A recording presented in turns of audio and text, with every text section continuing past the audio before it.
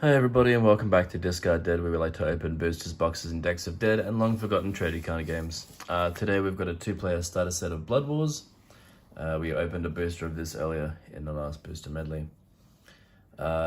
Released by TSR in 1995, Blood Wars allows players to enact grand battles across the plains in a bid for power, sometimes with steel, sometimes with plots and intrigue. So this is a starter set. It contains 2 randomized 50 card decks containing Warlords, Legions, Fates, and Battlefields.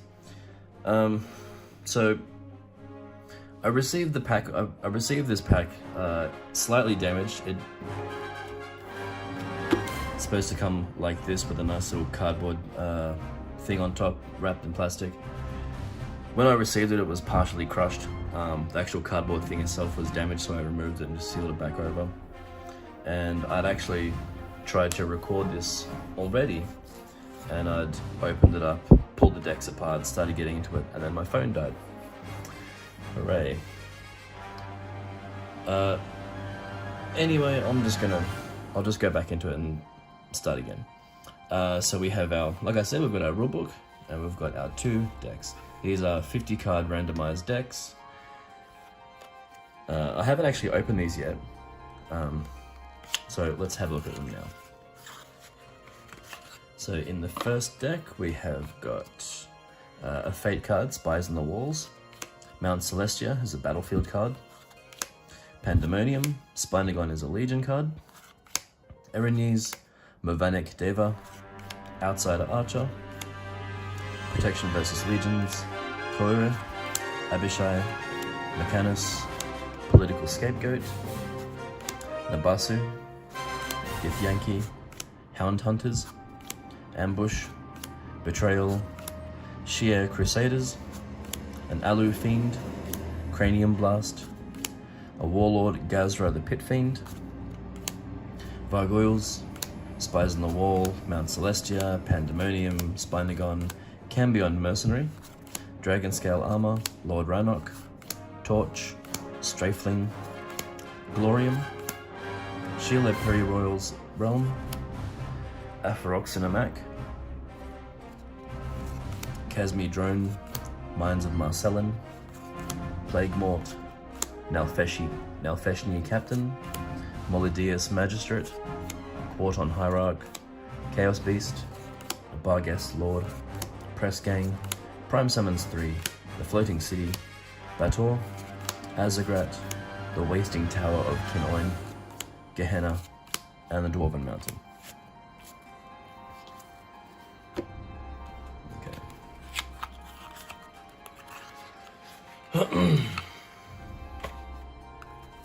Okay, our second deck, we've got a Cochracon, a Red Slard, Major Transformation, a Sword of Purity, Githyanki, Hound Hunters, Ambush, Betrayal, Shia Crusaders, an Alu Fiend, Cranium Blast, Gazra the Pit Fiend, Vargoyles, Cat Lord, Novier Raiders, Charge, Bakhay Marauders, Acheron, Melanos the Rockmahl, Baybao Recruiter, Cranium Rats, Yggdrasil the World Tree, Cochracon, Red Slard, Major Transformation, Sword of Purity, Tiefling Amazon, Farinal the Queen's Consort, a Fire Mephit, Fortress of the Arcanoloth, Narratia, Ecstasy, Blue Slard, Barghest Legionnaire, Zrintor, the Viper Forest, Cloak of Invisibility,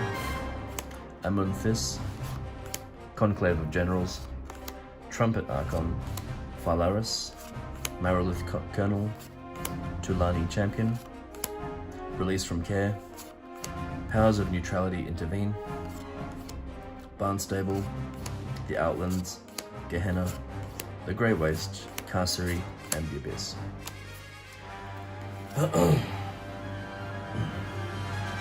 So, as I said before, as we've seen, there are a number of different types of cards. We've got Battlefields, Fates, Warlords, and Legions. So first of all, your Warlords. These are the top guys and leaders of your armies. There are a number of details here that are very important. First of all is the card name and the type, Tulani Champion or Warlord, for example. Up here we can see the character's alignment of their ethic and moral state. Tulani Champion is a chaotic, good being. This is important for building your warbands. As we can see here, Tulani is an Eladrin.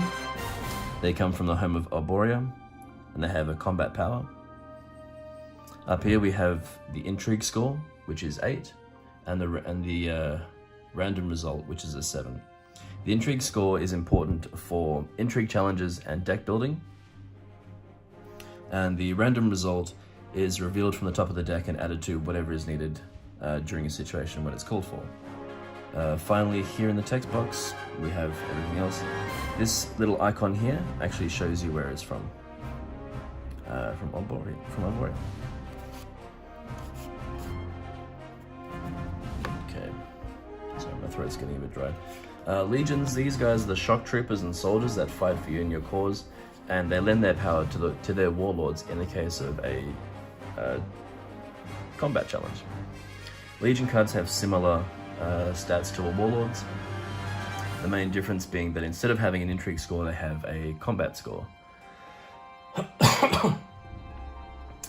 As mentioned before, these are combined to provide military might in a conflict. I mentioned that alignment is important. This is so for the legions. Whenever you place a legion card, it is assigned to a warlord as long as some part of their alignment matches. So for example, the Tulani Champion is a chaotic good character. The Trumpet Icon is a lawful good. Since they're both good creatures, you can attach this to the warlord and it becomes part of their battle hand, which is used in a combat challenge. Having a legion that matches at least one of these, you can have up to 4 legions attached to them in this way. If all the legions that are attached have the exact same alignment, so if you have all of your legions are chaotic good under a Tulani Champion, you can have up to 6 attached. Next we have Fates. These are special cards that can be added to a warlord's stack during a combat challenge or discarded to aid it in an intrigue challenge, or for whatever other situation they call for. There are orders, spells, and magic items. The Dragon Scale is an item, Sword of Purity is an item. Powers of Neutrality Intervene is an order card. And let's see, what's another one? Major Transformation is a spell card. Finally, we have Battlefields. Battlefields are the locations where your battles occur. There are a bunch of different types. We've got towns, plains, and there's a few more, I think. Towns, plains, and sites. When you go into an intrigue or a combat challenge, they're generally held over these battlefields. Whenever a challenge is won at a battlefield, it goes towards the victor's victory point pile. At the start of a game, you'll decide on how many victory points are required to win, and so every battlefield that you do claim, their victory points are added towards that total, and then you win.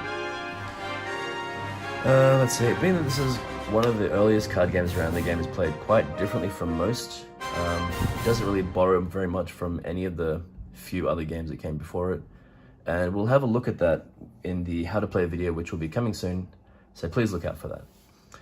Thanks for sticking around. Like and subscribe if you want to, and I'll see you all later. Bye.